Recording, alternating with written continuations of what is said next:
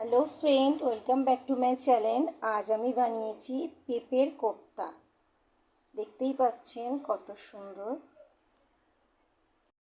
এখানে আমি একটা পেঁপে নিয়েছি, দেখতেই পাচ্ছেন মিডিয়াম সাইজের পেঁপে নিয়েছি। পেঁপেটাকে আমি খুব ভালোভাবে ছিলে নেব। দেখতেই পাচ্ছেন আমি কত সুন্দরভাবে পেঁপেটাকে ছিলে নিয়েছি।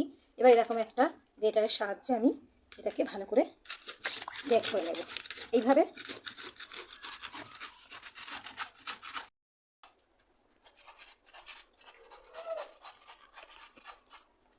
এরকম ভাবে আমি লম্বা লম্বাভাবে, দেখতেই পাচ্ছেন কত সুন্দর,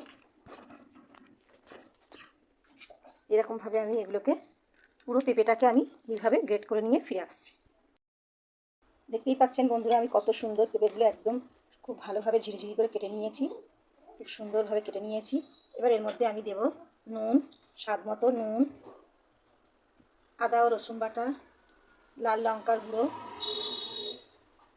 ধনের গুঁড়ো, জিরে মরিচ গুঁড়ো, সামান্য হলুদ গুঁড়ো, বেসন 3 চামচ বেসন নিয়েছি, ছোটো নুনের চামচে 3 চামচ বেসন নিয়েছি। এটাকে খুব ভালোভাবে আমি মাখিয়ে নেব। এর মধ্যে আমি কাঁচা লঙ্কা কুচি দেব, একটা কাঁচা লঙ্কা কুচি, অল্প ধনেপাতা কুচি দিয়ে এটাকে খুব ভালোভাবে আমি মাখিয়ে নেব। গ্যাসটা আমি জ্বালিয়ে নেব, কড়াটা বসিয়ে দেব। খুব বেশি চুলোর আঁচটা জোরে করব না, হালকা আঁচে আমি এগুলোকে ভেজে নেব। কড়াইতে বসিয়ে দিয়েছি, তেল দিয়ে দেব। আমি এখানে সাদা তেল দিয়েছি। তেলটা খুব ভালো করে আমি গরম করে নেব। তেল গরম হয়ে গেছে অনেকটাই। এবার আমি এর মধ্যে মাখিয়ে রেখেছিলাম, যে পুরটা তৈরি করে রেখেছিলাম পেঁপে দিয়ে, সেটাকে আমি এইভাবে ছোট ছোট করে বল করে নেব। এইভাবে বল বানিয়ে নিয়েছি। এবার আমি এর মধ্যে ছেড়ে দেব একে একে।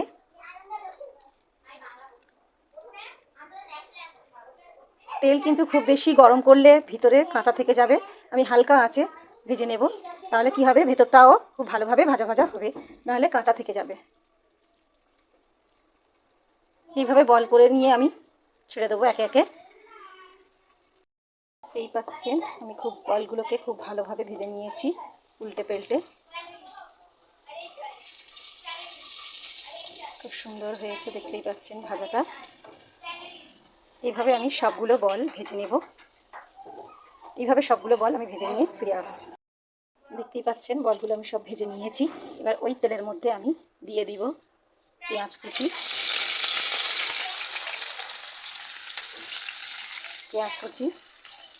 টমেটো কুচি,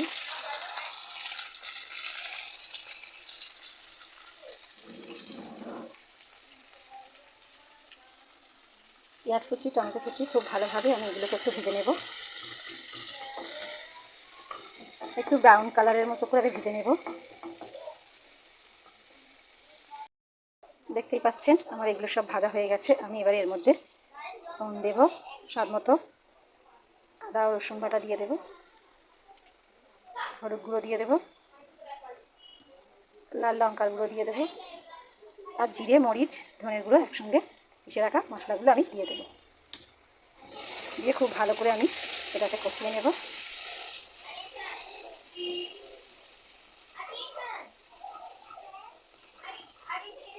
দেখতেই পাচ্ছেন খুব সুন্দর করে আমি কষিয়ে নিয়েছি। এবার এর মধ্যে আমি একটু পানি দেব, দিয়ে মশলাটাকে খুব ভালো করে আমি কষিয়ে নেব। 2 থেকে 3 মিনিট মতো আমি এটাকে কষিয়ে নেব। দেখতেই পাচ্ছেন খুব সুন্দরভাবে আমি একদম কষিয়ে নিয়েছি। পানিটা টেনে গেছে, একদম শুকিয়ে গেছে, দেখতেই পাচ্ছেন। এইভাবে কষিয়ে নিয়ে আমি এর মধ্যে আবার পরিমাণ মতো ঝোল দিয়ে দেব। 1 কাপ পানি দিয়েছি। এবার এটাকে খুব ভালো করে নেড়েচেড়ে দিয়ে এর মধ্যে গরম মশলাগুলো 1 চামচ দিয়ে দেব, ধনেপাতা কুচি দিয়ে দেব,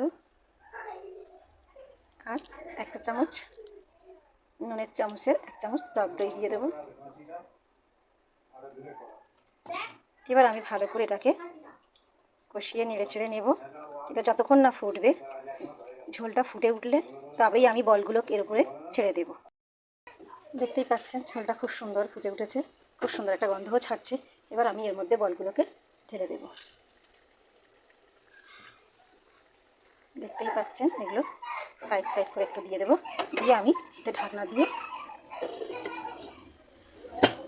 2 থেকে 5 মিনিট মতো আমি এটাকে খুব ভালোভাবে সিদ্ধ করে নেব। ঢাকনাটা খুলে দেখব। দেখতেই পাচ্ছেন কত সুন্দর একটা সেন্ট ছেড়েছে। আমি এবারে এগুলো নামিয়ে নিয়ে পরিবেশন করে দেখাবো।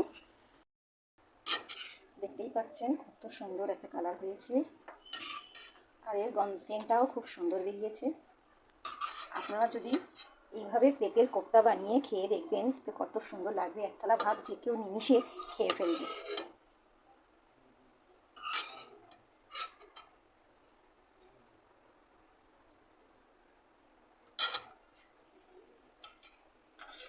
এবার একটু ওপর থেকে টক দই দিয়ে দেব।